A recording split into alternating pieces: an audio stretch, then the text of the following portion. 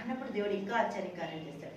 దేవుడు మాట్లాడే విధానం మన జీవితాలు గతికి తగ్గట్టు, మన గతికి తగ్గట్టు, మన ఒక ప్రతి ప్రశ్నకి జవాబు తగ్గట్టు దేవుడు మనతో మాట్లాడతాడు. దేవుడికి మహిమ కలుగు. ఏ పరిస్థితికి ఏముంది, ఏం కావాలో అన్ని ఆయనకి.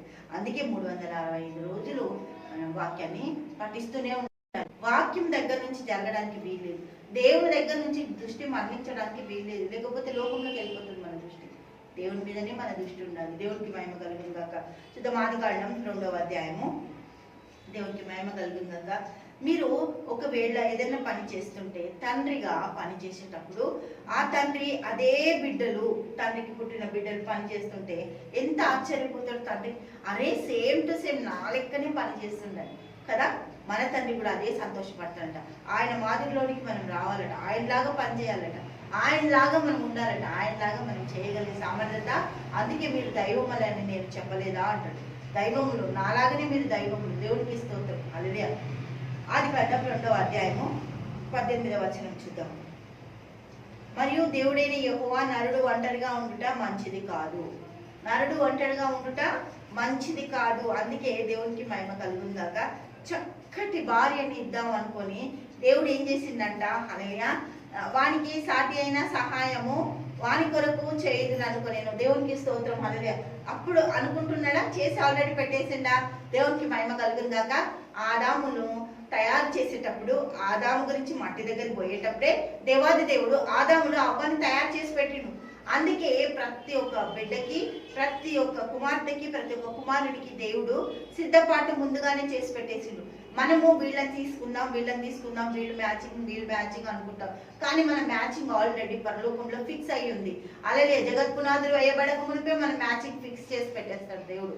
అలాగే మనకి ఎవరు కావాలి, ఎవరైతే కరెక్ట్, ఎవరిని భరిస్తారు, ఎవరి దగ్గర కరెక్ట్ ఉంటారు. లేకపోతే మనము భరించుకోలేము, మనం బ్రతకలేము. ఎవరిని ఇవ్వాలో ఆయనకు తెలుసు. దేవుడికి మహిమ కలుగును గాక. హల్లెలూయా. ఆదాము చేస్తున్న పనిని చూసి దేవుడు ఎంత సంతోషించిండంట. అతనికి దేవునికి మహిమ కలుగును గాక. ఆదాముకి దేవుడు ఆదాము అని అతనికి పేరు పెట్టిండంట. ఈ ఆదాము దేవుని కుమారుడు. దేవునికి మహిమ కలుగును. మనల్ని ఏమంటే లోకం దైవ కుమారుడు కదా, దేవుని కుమార్తెలు వీళ్ళు. హల్లెలూయా. వీళ్ళు దేవుని బిడ్డలు అంటారు. దేవునికి స్తోత్రం. ఏమంటారు వీళ్ళు? దేవుని బిడ్డలు అంటే వాళ్ళు ఏం బిడ్డలో వాళ్ళకే తెలిసిపోయింది కదా. దేవుడికి మహిమ కలుగును గాక.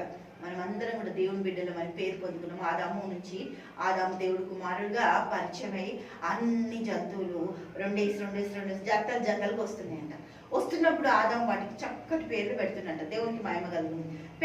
పెట్టి అవును కరెక్టే, కానీ అన్ని 2 వస్తున్నాయి, మరి నేనెందుకు ఒంటరిగా ఉన్నా అని ఆలోచన ఆదాముకి రావాలని దేవుడు అవ్వ విషయంలో ఆలస్యం చేసిండు. ఆదాముకు కూడా ఒక ఆలోచన, తలంపు ఉండాలి. నా జీవితం ఏంటి అని ఆదాముకు తెలవాలని దేవుడు ఆదాములో ఉన్న అవ్వాన్ని బయటకు తీసుకురాలేదు. దేవుడికి మహిమ కలుగును గాక. అవ్వాన్ని తీసుకురావడానికి సమయం పడుతుంది కాబట్టి అంతలోపల వీళ్ళ ఒక ప్రక్రియ, ఒక మంచి పనిని అప్పగించేసింది. ఏమని? అలాగే వీళ్ళందరికీ ఏం చేయాలి? పేర్లు పెట్టు. అన్ని భాషలు వచ్చంట ఆదాముకి. పెట్టెల భాష, చిలుకల భాష, చిలుకల భాష, ఏ భాష అయినా కూడా మాట్లాడొచ్చట. ఆదాముకి ప్రతి భాష తెలుసట. ప్రతి జంతువుతో ఆయన సంభాషిస్తాడట. అందుకే ఆయన గురించి సాటి అయిన సహాయం చేద్దాము అని జగత్పునాదులు వేయబడక మునిపే ఆత్మ అల్లాడేటప్పుడే మనందరి గురించి ఆలోచించిందంట. ఆలోచించి దేవాది దేవుడు మన సిద్ధపరిచిందట. దేవుడికి మహిమ కలిగిందట. ఆదాముని ఒక మంచి సాటి అయిన సహాయం ఇవ్వడానికి సిద్ధపరిచినట్టు దేవాది దేవుడు నా జీవితాలలో అన్ని సిద్ధపాటు క్రమంగా జరిపి మనకు కావలసిన వాటన్నిటిని సమకూర్చిండు. దేవుడికి మహిమ కలుగును గాక. తండ్రి యేసయ్యానికి స్తోత్రాలు, గొప్పది అద్భుత ఆశ్చర్యకారాలు చేస్తాను. తండ్రి నీ బిడ్డలను దీవించు, ఆశీర్వదించు, కృప చూపించు, ధన్యత తెచ్చి నాయన నీ బిడ్డలకు కావాల్సిన తండ్రి వివాహాల కొరకు ఎదురు చూస్తున్న బిడ్డలకు మంచి మ్యాచెస్ ఇవ్వండి, మంచి వివాహాలు జరిపించండి, గొప్ప కార్యాలు దయచేయండి తండ్రి. బిడ్డలందరినీ మీకు అప్పగిస్తూ ప్రార్థిస్తున్నాము తండ్రి. ఆమేన్, ఆమేన్, ఆమేన్.